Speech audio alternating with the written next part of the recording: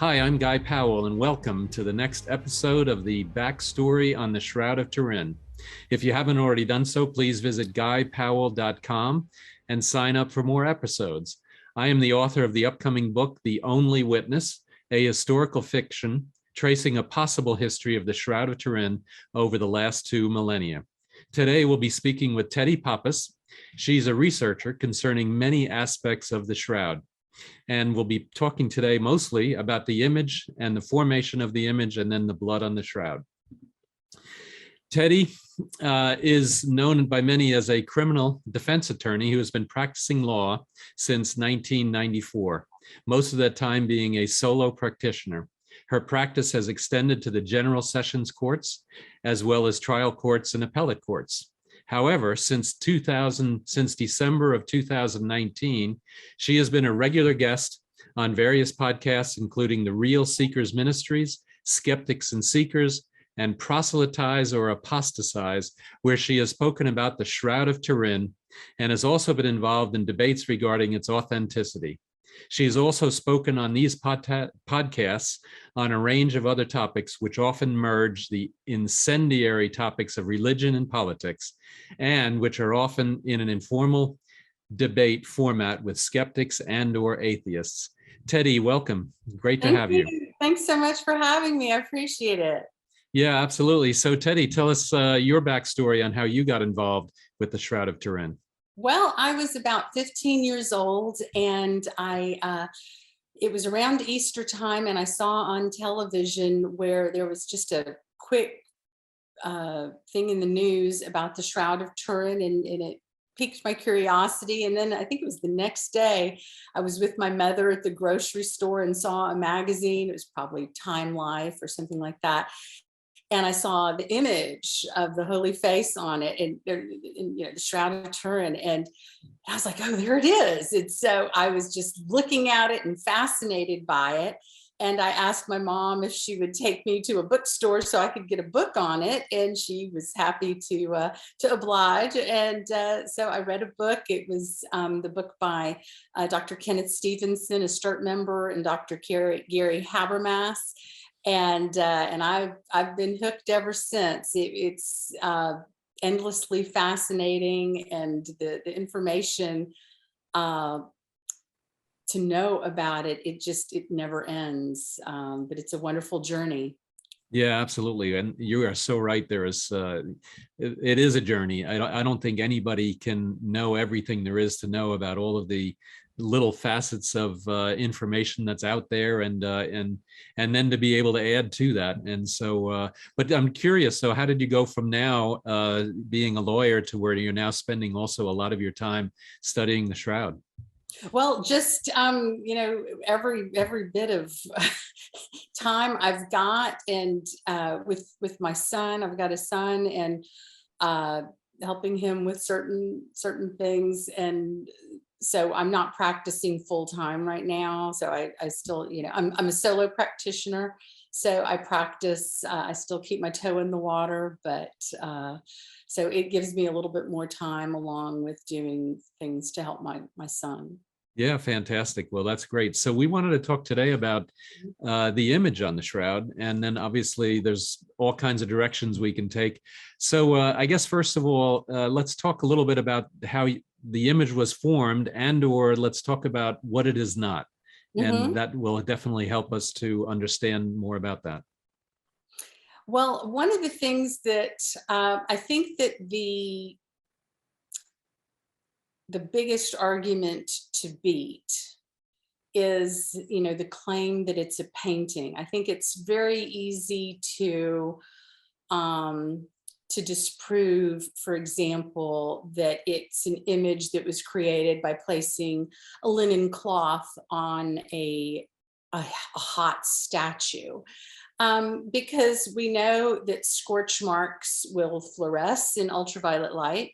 And we also know that to put a cloth over a statue, what you're going to end up doing is you're going to get the sides of the statue if you just lay a cloth on top of it.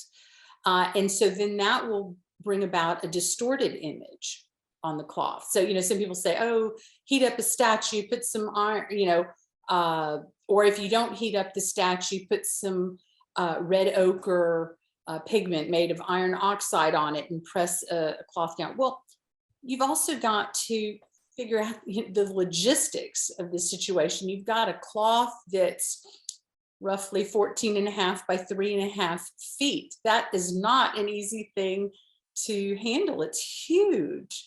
And so to manipulate such a large cloth to get it over a statue, some people try to get around the argument about the distortion on the sides. Some people will argue that perhaps it was laid flat.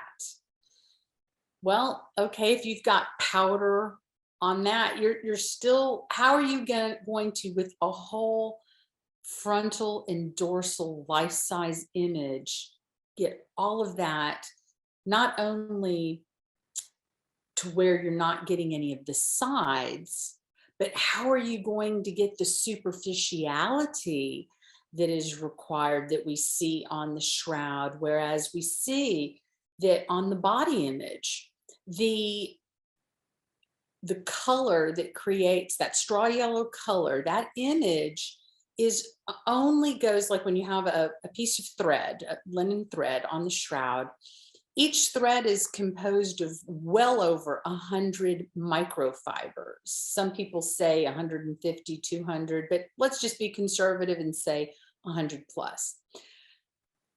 And we can think of a rope, how a rope is one piece of rope, that's like the thread, but in the rope, you have smaller pieces that are twisted. So that's a similar way to think of the threads on the shroud.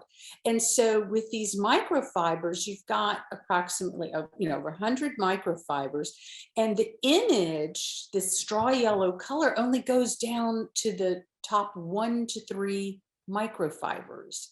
So how would one, with a whole statue, whether heated or with any type of paint on it, how are you going to control the superficiality on a cloth so big and the uniformity of the color? When the STURP team examined, some people will say, oh, it's totally uniform.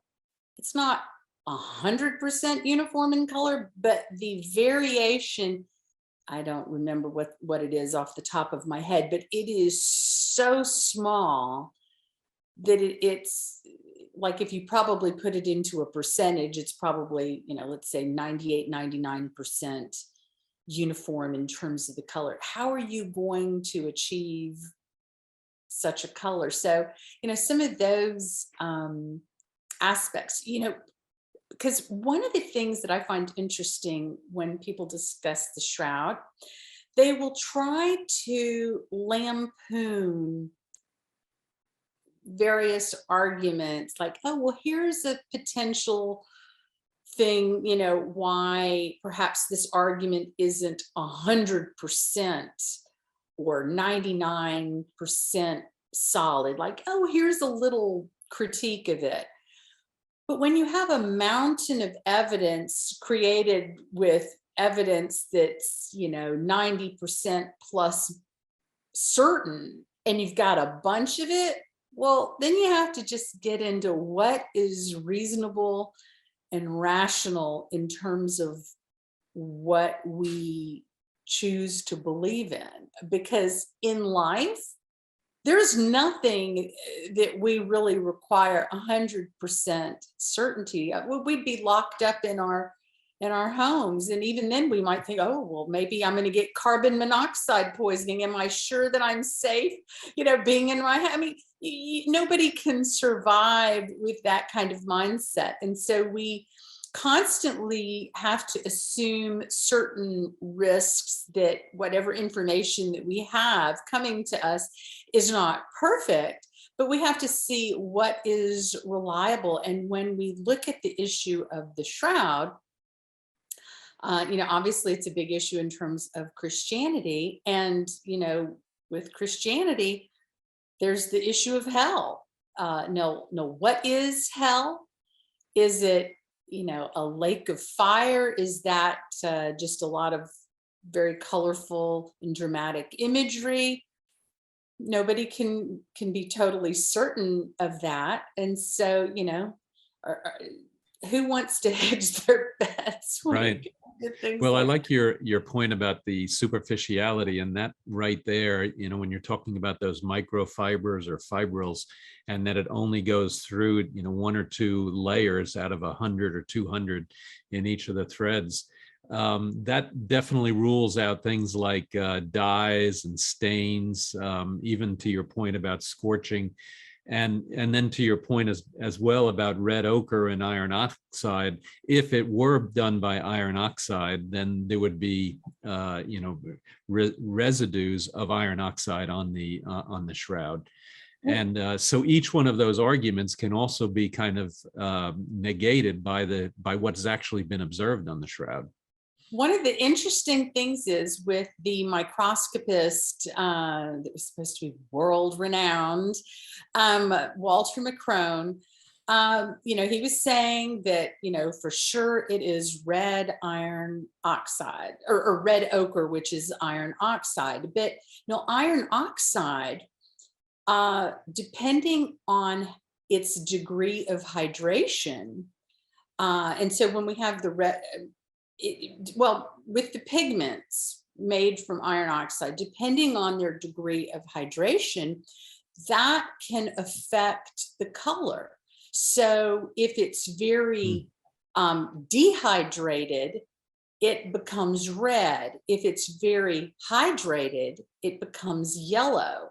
But the interesting thing is the straw yellow color of the body image on the shroud does not match the color of red ochre, not at all.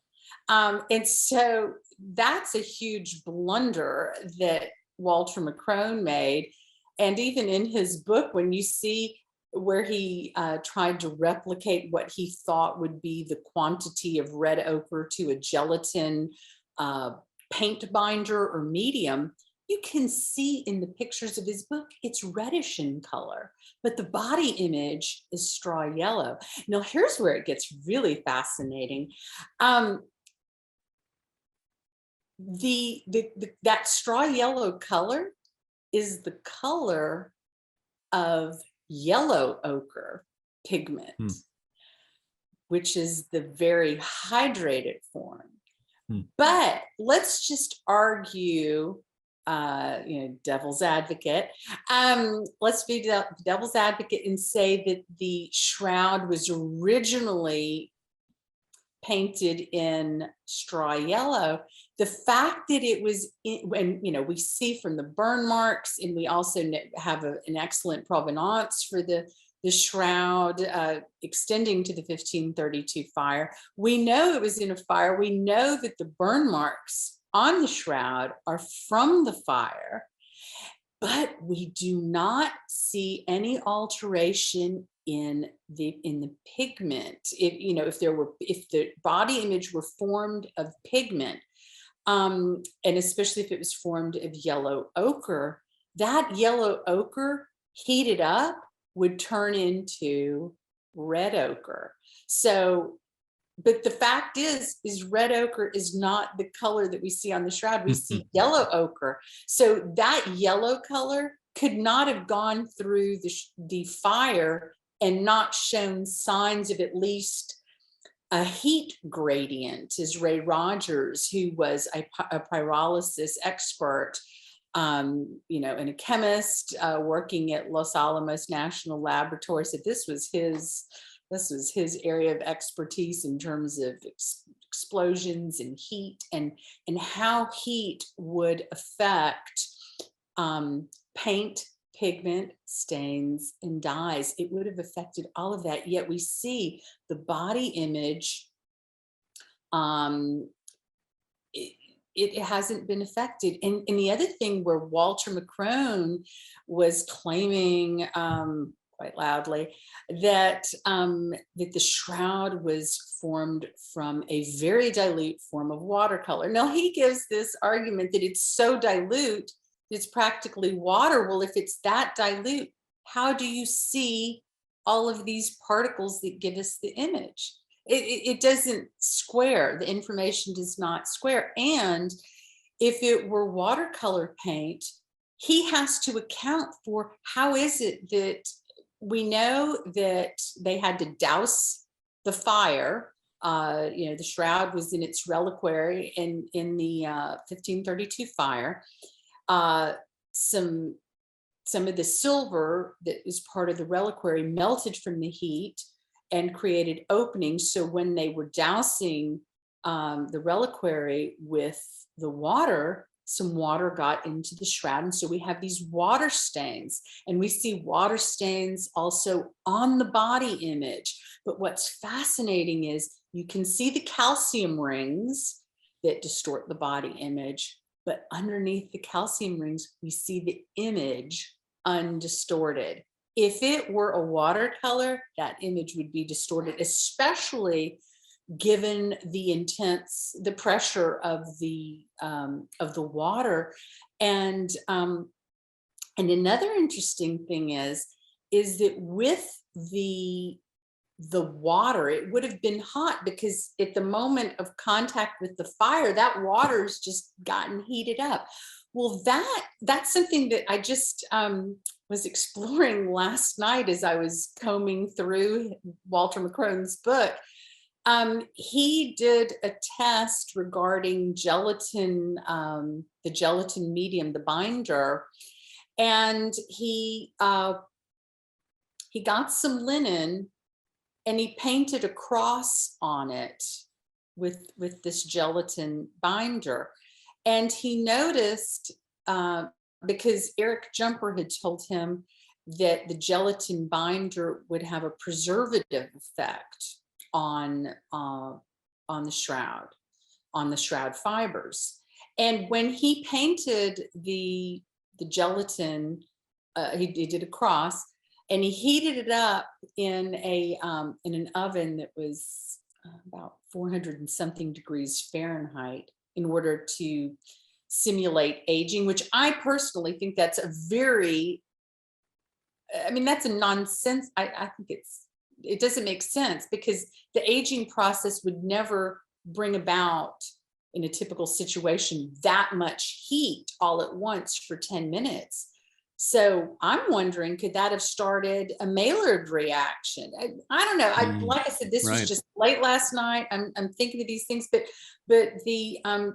when he then he started thinking that with this cross that he painted, that he noticed that, okay, so the rest of the linen darkened, but the cross remained white and preserved. So it was like the gelatin binder was creating that preservative or protecting effect, like what Eric Jumper said.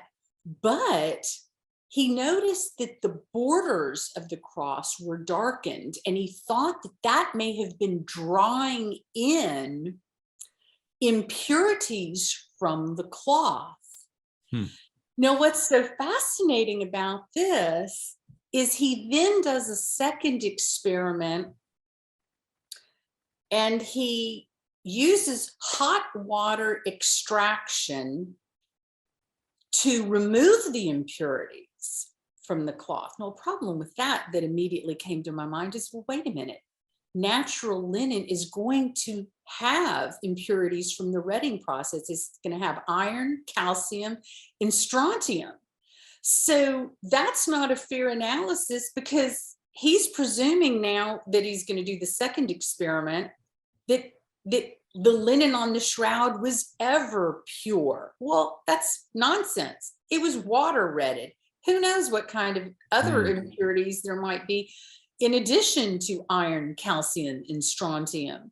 So he was talking about how he used this hot water extraction technique, and then that made me think of the fire. And I was like, well, if that were the case, that water coming on and so hot, that should have removed impurities from the areas where there are calcium stains.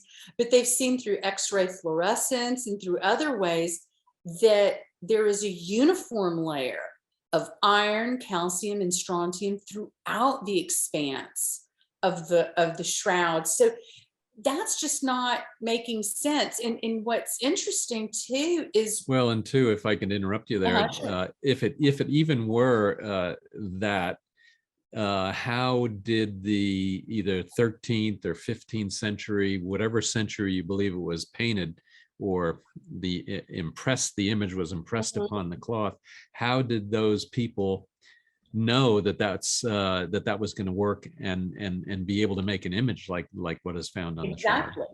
And the interesting thing is too, with the first experiment that he did, where he painted that cross on just regular linen, which I've read that even regular linen, they've been water retting. I mean, I think, I don't know that they do it right now, like totally modern, but still up until relatively modern times, linen was being water retted. And I've read that a lot of times even modern linen can still have iron in it and probably the strontium and calcium. So tell us what you mean by water retting. So water retting is the process in turning the flax plant, which is what's used to make linen, to get the fibers. What they do is they gather up flax plants at a certain point of their growth cycle. They then put it in a natural body of water, like a river or a lake or stream, and they let it sit, usually I think 7 to 10 days, and the bacteria in the water causes the pectins, which are like the glue that is in the flax plant. It loosens up because the flax has all of these fibers that are surrounded by a central core, okay, with the stem, which is hollow. And the fibers are surrounding that core. And as that glue degrades from rotting off in the water, then it releases the fibers. So then they gather the fibers and they pick them and then they spin them, and then we get linen. Okay. All right. Yeah. Thank you. So, so we have the superficiality. We have the potential that the image did not get distorted with water stains, and you can see the water stains on there. You have the potential that the image would have changed color where it got hot from the Chambéry fire in the 1500s, and it didn't change color there. And that would have affected pigment, paint, stain, or dye. Right. Well, and the dye and the stains and the paints would have also gone past the superficiality. So even though Macron is doing a handful of experiments and trying to go down one theory, it's kind of then negated by the fact of the superficiality. And the superficiality, and then even some of the other arguments that you made up, really kind of determined that none of those things could work, or that at worst, how could then an artist of the 13th or 15th century be able to know that, to be able to build this superficial image? So with that, then, so tell us then, what are some of the latest theories on how that image was actually made? Well, the latest one that I am aware of is by Professor Giulio Fanti, and he is examining, he's working on a book with Bob Seifber concerning the holy fire, and whether a very low temperature fire could possibly have been the cause of an image. Because sometimes we think of high heat in a very quick burst, but with the holy fire, and a lot of people might not be familiar with it. I'm Greek Orthodox, and that's a big thing in the Greek Orthodox Church. Although I wasn't even aware of it until Giulio mentioned it to me. I was like, I felt bad. I was like, the church isn't doing a good job teaching us these things. But so apparently it's a fire, and it's spontaneous. It is said that it spontaneously comes about, and I believe it's on Good Friday. Is it on Good Friday? No, it's is it Good Friday or Easter? I think it's Easter Sunday, when the patriarchs go into the sepulcher, and through their prayer, which is just fascinating, they are able to light this holy fire that lasts about 20 minutes, and then that holy fire Saturday? actually. Pardon? Or is it Holy Saturday, or do you think it is Easter Sunday? I should know this. Yeah, I should know too, but I think it's Sunday, because that was believed to be when Jesus was resurrected, so it would be that day. Okay. Now, I will admit, I don't believe it. The day actually matters, because that we went from the Julian calendar to the Gregorian calendar, and the day of the Sunday changed. So if that were the case, then Holy Sunday, Easter Sunday, would be sometime in the middle of the week. Plus you have time zone changes. Plus you have blah, blah, blah. Right. There's no way that the date has to matter. It has to be that their prayer. With the Julian calendar, because that's one of the reasons why the Orthodox frequently have a different Easter than everybody else, is because we go by the calendar that was used during the time of Christ, which was the Julian calendar, right? The Gregorian, and because it's always a requirement for Orthodox Easter that Jewish Passover has occurred, and so that's a big deal. And I don't remember. My problem with the date, and I didn't mean to get into this, but is that there was a 10-day difference between the Sunday date on the Gregorian versus the Sunday date or day of the Julian calendar. And so that would mean then that Easter Sunday, even for the Greek Orthodox, would then be like a Wednesday. And so then, since that's not the case, then there's something else that's going on there. But in any case, what's interesting though is that the patriarch, when he goes into the sepulcher, he is able to, through prayer, to create this holy fire. And so then tell us how that relates then to the image on the shroud potentially. So Julio's the expert, and Julio and Bob. So I just know a little bit about it, but I find it to be very fascinating, because they did, because apparently for the first 20 minutes, this fire, I've seen in Julio's paper, there's a picture where he's got a candle and the fire is in his face, yet he's not in his burning. Beard. He's got a beard, and it's in his beard. And he's not burning up. And apparently everybody, well, not everybody, but a lot of people, test this out. And so for the first 20 minutes, it's a cold or cool fire that doesn't cause harm. And so, he is exploring the idea as to whether that is connected to the image that we see, whether it's that same sort of energy. Yeah. So well, I kind of like that theory. I do too. I mean, there's a couple of theories, that holy fire theory, just because it is cool. Because if it were hot, it would have burned the cloth, and we know that the cloth is not scorched. Unless it was just so quickly, quick zap. But it's an intriguing possibility that I'm looking forward to reading his book when it comes out. Yeah, absolutely. And all right, so then. So how do you think we should kind of assess the shroud? Is there reason or rationality? How do you think we should really, think about the shroud? Well, I think that for me, honestly, from the beginning with, and it started with the lawyer, Secundo Pia, in his photograph, a lawyer, and people always talk about experts shouldn't go beyond their area of expertise, but you know what? It's a good thing that Secundo Pia, amateur photographer, went outside of his area of expertise and got permission to be the first to photograph the shroud. And the fact that we've got this gigantic cloth that has this image that is so pale that, you have to be 6 to 8 feet away before you can even see it. And then when he saw that negative image with all of its detail, that is just,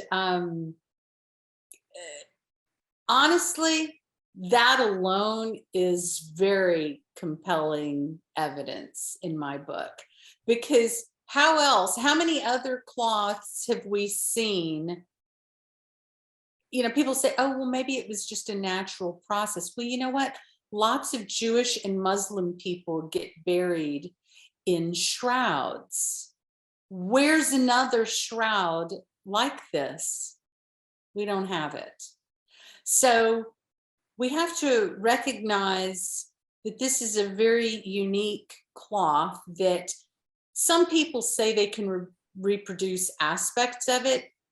I'm not even convinced that I've seen evidence of that, but even if they say they've reproduced some aspects, you have to take the shroud as a whole with all of its very unique features, because it's not just one thing. And that's where we go back to what I was saying earlier.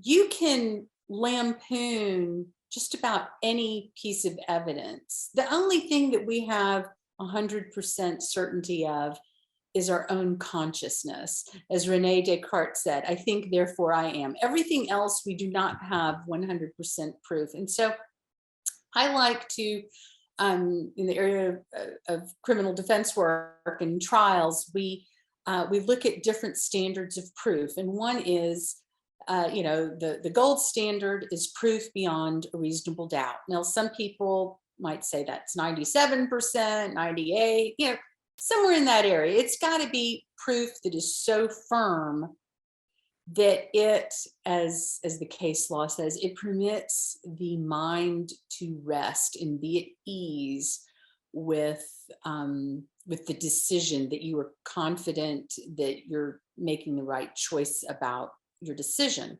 If there is that lack of ease in the mind, then there is reasonable doubt. But the key is reasonable. So people say, well, but this could happen and this can happen. It's not about anything, Could the moon be made of green cheese?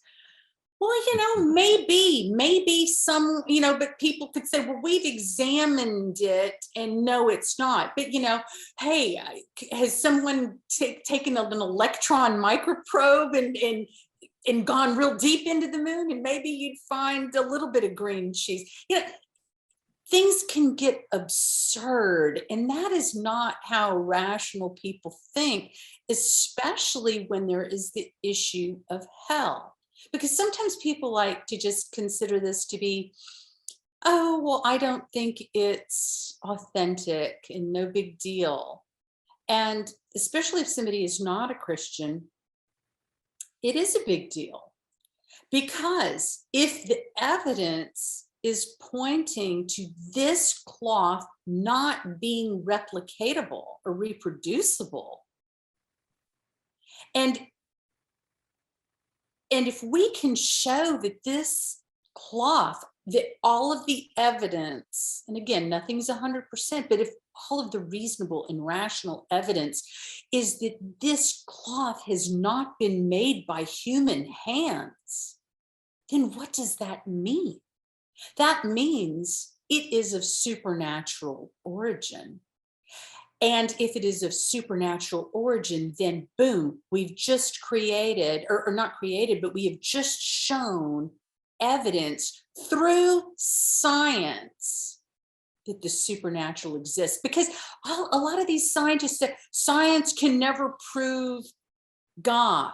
Oh, really? I'm not so sure about that, because I think that the scientific evidence that supports the shroud's authenticity is scientific evidence of God. Is it scientific evidence that's 100%? Of course not. But you know what? No scientific evidence, none, is even close to 100%. How many times do we hear of these scientific trials that are had? A big one might have 2,000 people in it. Well, as a lawyer, I can start decimating. I can decimate science. This confidence. And I value science, so I don't want to be misunderstood here. But in terms of this confidence, I think that there's something that's even more important than science. Science is a tool. It's an extremely important tool, but there's something that's even higher than that. And I think, Socrates and Aristotle, all of my people there, I'm Greek heritage, so I'm getting a little philosophical here, but there's something more important than that can transcend our discovering truth. And that is when we use reason and rationality. And there's certain places that science hits a roadblock, but that reason and rationality can transcend and go through and take us to a higher height in terms of what we know to be true. And I find that to be the case with the shroud. And so can skeptics really impugn the evidence with little bits, but when you show history and you show forensic information and scientific information and put all of that together, and that no one still, with our technology and our knowledge and experience over the ages, that no one can reproduce a cloth that has these qualities to them, then it's I'm sorry, it's the idiot that refuses to realize that the bulk of the evidence is that this cloth is not made by human hands. This is what we call a rebuttable presumption. There has been a tremendous amount of evidence now that shows that it is not reproducible. And you've got all of these brilliant skeptics doing their best to try to replicate the shroud, yet they can't. And are they really idiots? No, they're really not. Because if they were honest, if this were the shroud of Julius Caesar or John the Baptist or somebody else other than Jesus Christ, they would be applying a whole different set of standards. And I bet they believe that all sorts of things like, is that King Tut's mummy? Is that really real? Is this real? They accept all sorts of things in their daily life that they have not had anywhere near the degree of scrutiny, or applied the degree of scrutiny that has been applied to the shroud. And they believe that hook, line, and sinker at the drop of a hat. Yeah. Well, and that's, yeah, exactly. And that's where, you have the problem of if it is real, then it impacts your worldview. Absolutely. Because if your worldview is that there is no Jesus Christ, there is no God, and then I can't believe any of that.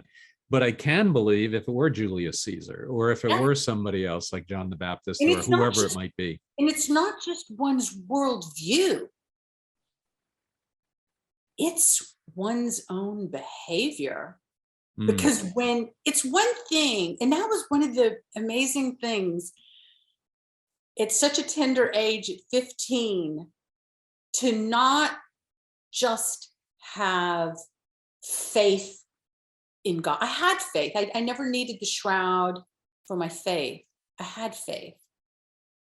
But was it 100%? Was it 99%? No, I wouldn't say that it was that. It was still very high, but I wouldn't say 98% certain. But from the age of 15 and after, I've had that tremendous degree of certainty that God is real, that Christ is real, and that Christ is the Messiah, and that Christ is God. And the way that the shroud ties into that is, I believe, and here's another thing in terms of thinking about the shroud. It's not just about the shroud. It is about, also, we can't forget, and I frequently mention this, it's about the many falsifiable claims that Christ made prior to being crucified, that we see in the Bible, in the Gospels, where he said that they're going to kill me, and that on the third day I'm going to rise again. So we have to take this amazing, mysterious cloth and put it in the context of that falsifiable claim that Christ made. And this is the evidence. So God provides, just as Christ did, provided evidence for the doubting Thomases. He gives us the shroud of Christ as that evidence that Christ was telling the truth. This is the backup, and nobody can reproduce it. And the funny thing is, which I'm grateful for, is we have all of these brilliant scientists and engineers who are constantly trying to replicate the shroud, especially the image. And they think they're getting close. And it's like, sorry to tell you, but please keep on doing that, because every time they do their experiments and they fail, they are showing that the best minds are trying their hardest to reproduce it, and they can't do it. And the great thing about it is that just keeps accumulating in terms of the evidence pointing that this is of supernatural origin, and it won't be replicated, because a miracle is about awe, inspiring awe, Right. in the people that behold it. So if you can replicate a miracle through natural means in the natural world, that's not a miracle. So the fact, God gives us enough information about the shroud so that we can understand aspects of it. But the deeper that I study it, it's like you go researching one issue, 5 new ones pop up. There's never going to be enough understanding. But that's because, just as C.S. Lewis said, God, he is not going to push himself on us. He cannot rape, he cannot ravish, he can only woo. So he's going to entice us to him with the shroud. And for those people with enough evidence that's good enough for reasonable people, those people are going to start drawing near to Christ if they haven't already. But for the people who just want to resist God, that's what free will is all about. He's going to say, well, if you just don't want to be with me. Well, there are fair enough, but there are certainly people that believe in Christ, but believe the shroud is also false. Mm-hmm. And, so there is kind of that dichotomy. And as a matter of fact, a friend of mine, is like that. She says, well, I just, there's been so much purported evidence that says that it's false, yet, definitely, a believer in Christ and in all of that. And I had having faith and what have you.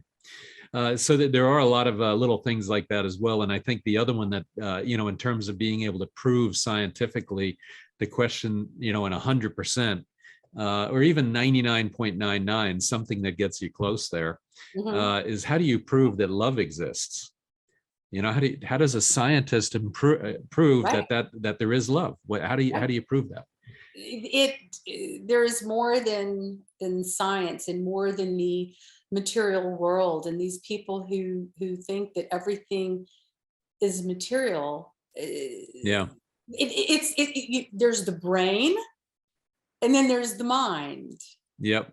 And that's what you're saying with love. Love is in the mind. It is not in the brain. And so there is something beyond the material world. And one thing I wanted to just get back to what you were saying about people who are Christian, who, because some of the worst enemies of the shroud have been Christians. They've been, Yes. and you know what it is? I figured it out. It's the whole thing with doubting Thomas. It's like, oh, well, I don't want to be a doubting Thomas, because I think they're honing in on the, blessed are those who believe, without being required to show the proof. And so everybody wants to be, the good little Christian who doesn't require any proof. And it's like, no, I don't want to see that. But this is a gift from God.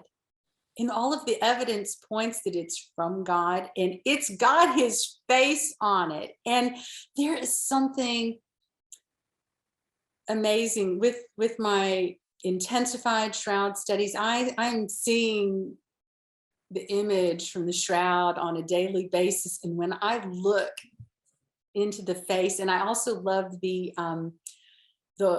oil painting that was done by, is it Ariel Agamemnon, something like that, where he takes the proportions from the shroud face but fills it out so that you could see. Oh yeah, probably a very good indication of what Christ really looked like. Right. I would look at that image, and some people might say, oh, are you worshiping an image? Are you worshiping a false idol? Well, first of all, it's not a false god. It is God. But no, I'm not worshiping an image on a piece of paper. It's the same as if you have a photograph of a loved one and you gaze at that photograph and your heart swells with love and joy at looking at the image, and it draws you closer, especially if you can't see them. So if you have a loved one at war and you don't have access to them, but you can see their image, and it warms the heart. And that's why God gave it to us. So I believe that he gave us the shroud, not just to hopefully pull in the non-believers, but also as a comfort to those who recognize what it is. And also just in times of emotional crisis. Let's say if someone is facing death or the threat of death, to have certainty beyond a reasonable doubt, not 100%, but if you're in such a time of crisis and you can think, well, just think about, you might wonder, well, I wonder if God really does exist. Is heaven real? And you're in a time of crisis. And you can just think about all of the scientific evidence that exists for the authenticity of the shroud and how it is evidence of the supernatural and whose face is on there. We look at the details. Who else in history was crucified with a crown of thorns that is, and again, back to the painting issue, if a painter was to paint the shroud, from an artistic point of view, he would go with what everybody else was doing, which was that thin circlet. But the evidence points to blood stains higher up on the skull that are indicative of there being a cap of thorns. So why would have a painter wanted to stray from what the public would expect? And with where the wounds are, they're not in the palms as we would traditionally expect.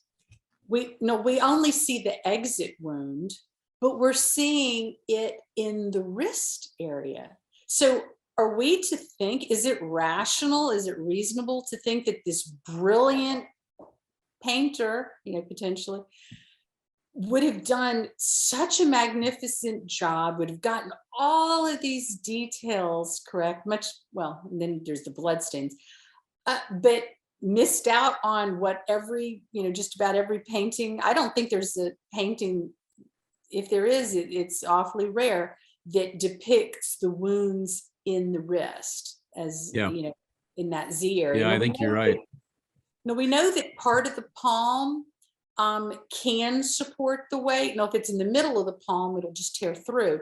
But there is the Z area that Dr. Zugaby talked about that can support it. But the thing is that we're seeing the exit wound. So a painter would have put the exit wound in the place where the public would have expected it. Otherwise, people are going to think, well, why'd you paint it that way? You know? Yeah. Well, to your point too about the entirety of the evidence, you know, you could pick out, you know, one or two little things here and say, I don't think that one's right or that one's right, or you know, and I don't even want to get into the carbon-14 dating, but when you look at the entirety of the evidence in the way the image was made and it being, you know, not the work of human hands, and you have then, or at least we haven't figured out how it could be the work of human hands, and then everything else in terms of, you know, what a you know, a 13th or a 15th century artist might have known about the crucifixion and what he would have read and what he would have understood. And then now with all of the recent, you know, not recent, but, you know, all of the evidence that's been now investigated to be able to say that, yes, it could actually be the wrist, and it has to be the wrist for the following reasons. And oh, by the way, the word that's used for the hand in Hebrew includes the wrist. You know, so there's all kind of, you know, little things like that that a potentially a 13th or 15th century artist might not have known.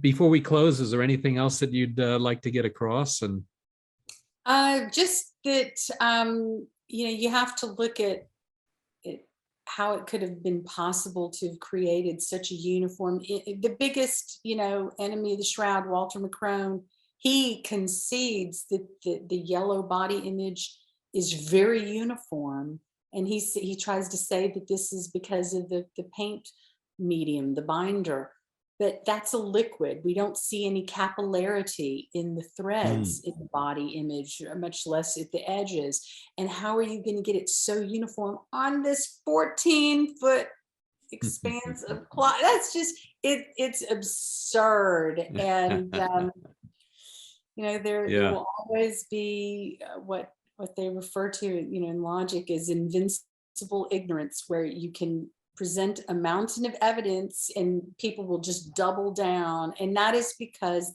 and it's not because they are in fact ignorant, it's because they don't want it to be true. But they may not be ignorant, but that is irrational. So yeah. Well, and that irrationality is, you know, it's funny how it's on one side. I guess it's on both sides, but it just interesting how the irrationality is so prevalent when you start to present, you know, various pieces of evidence that will negate a lot of that what they believe is their own rational thinking. Yes. Well, with that, Teddi, thank you so much. I really appreciate you, being on the podcast and blog today. This was fantastic. You brought up a whole lot of different issues which are new and certainly, hopefully for the audience, informative, and I'm certain that it is. And otherwise, for the audience, please stay tuned for many other videos in this series of the backstory on the Shroud of Turin. Please visit guypowell.com and sign up for more episodes. And if you like this one, please rate it with 5 stars. Teddi, thank you so much. Thank you. It was a real treat. Bye.